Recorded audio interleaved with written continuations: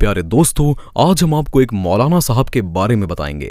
एक आदमी ने मौलाना साहब की दावत की। जब मौलाना साहब दावत खाने पहुंचे तो उस शख्स की बीवी ने मौलाना साहब के साथ कुछ ऐसा किया जिसे सुनकर आप हैरान रह जाओगे।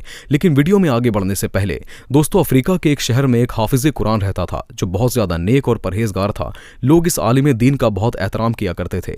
हर कोई उनकी दावत करता और हर शख्स ये चाहता था कि इस आलिम दीन को अपने घर बुलाया जाए। खास तौर से रमजान के महीने में लोग उस आलिम दीन को अपने घर बुलाते और इफ्तार वगैरह करवाते थे। एक मर्तबा एक चाहने वाले ने रमज़ान के महीने में उस आलिम दीन को इफ्तार के लिए अपने घर बुलाया। उस आलिम दीन ने दावत कबूल फरमाई और इफ्तार के वक्त उस चाहने वाले के घर पहुंच गए। वहां उस आलिम दीन का बहुत ही अच्छा इस्तकबाल किया गया। इफ्तार के बाद उस आलिम दीन ने सब घर वालों के हक में दुआ की और वापस चले गए। उस शख्स की बीवी ने आलिम दीन के जाने के बाद मेहमान खाने की सफाई की तो उसे याद आया कि उसके मेहमान खाने में कुछ रकम रखी थी, कुछ पैसे रखे थे, लेकिन बहुत तलाशी के बाद भी वो रकम उसे नहीं मिली। उसने अपने शौहर से पूछा कि क्या तुमने वो रकम उठाई है? तो शौहर ने जवाब दिया, नहीं, मैंने तो वो रकम नहीं ली है और ना ही मैंने उठाई है। बीवी सोच में पड़ गई कि अगर पैसे इन्होंने नहीं लिए हैं तो फिर कहाँ गए। उसने अपने शौहर से कहा, अगर पैसे आपने नहीं लिए तो जरूर कोई बाहर वाला ही ले गया होगा, लेकिन हमारे घर में तो सिवाय आलिम दीन के और कोई आया ही नहीं था। हमारे घर में तो आलिम दीन ही आए थे। बिलाखिर दोनों इस नतीजे पर पहुंचे कि रकम मेहमान ने चोरी की है। उस आलिम दीन ने रकम उठाई और घर चला गया। ये सोचते हुए उन दोनों के गुस्से की इंतहा न रही। उनको बहुत गुस्सा आ रहा था कि ऐसा कैसे हो सकता है कि हमने इतनी इज्जत व एहतराम के साथ उन्हें अपने घर में बुलाया और उन्होंने ये काम कर दिखाया। इतना सब कुछ होने के बावजूद उस शख्स ने हया के मारे इस बात को छुपा लिया कि लोगों को क्या कहूंगा कि आलिम दीन मेरे घर से चोरी करके गया है।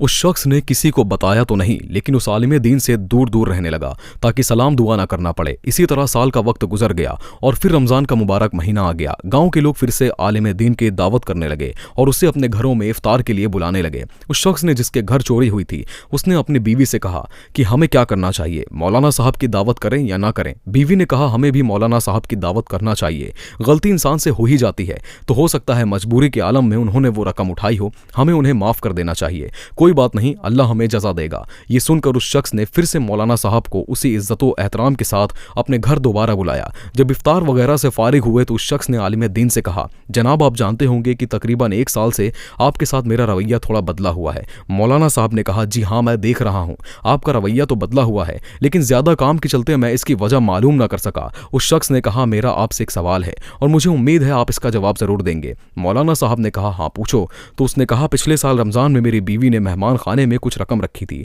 और फिर वो रकम उठाना भूल गई और आपके जाने के बाद ढूंढने के बावजूद भी हमें वो रकम नहीं मिली। क्या आपने वो रकम ली थी? आलिम दीन ने कहा, हाँ मैंने ही ली थी। ये सुनकर वो शख्स हैरान व परेशान हो गया। आलिम दीन ने अपनी बात को जारी रखते हुए कहा, जब मैं मेहमान खाने से जाने लगा तो मैंने देखा कि टेबल पर पैसे रखे हुए थे। तेज हवा चल रही थी और नोट हवा से उड़ रहे थे, लिहाजा मैंने वो नोट जमा किए और उसे मैंने फर्श के नीचे इसलिए नहीं रखा क्योंकि आपको ढूंढने में परेशानी होती।